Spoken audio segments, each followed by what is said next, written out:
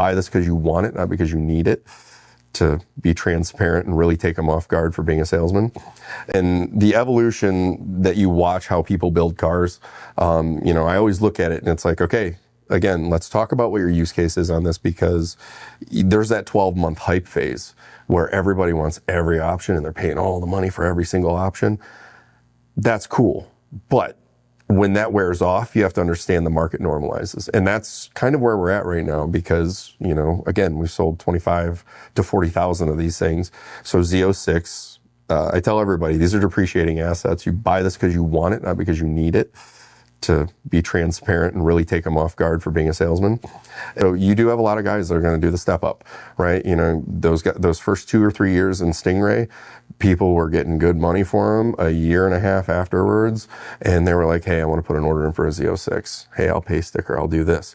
And then, a year after that, Z06 was still getting good money. So like, hey, I'm going to order a new one. So they would rinse and repeat, right? And then we had the COVID effect that just supercharged that sentiment. And now it's to a point where this is a normal Corvette life cycle.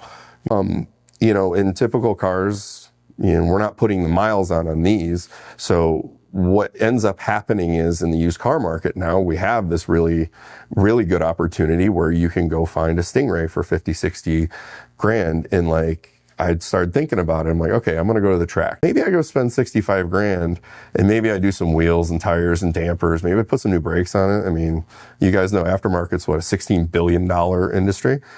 C8 Stingray is ripe for that right now. And I'm more inclined to go spend, 60 grand on a car that somebody's babied its whole life. And then I go out and use it up like I want to, and I've saved myself 30 grand. So there's multiple opportunities. It just depends what your use case is and how much you care about money. C8 Stingray now coming into the 60s, somewhere in there. So now you've got to choose between C7Z and a regular Stingray, which I think there's pros and cons for both. So where do you see the C8Z market kind of settling in the short term, or is it?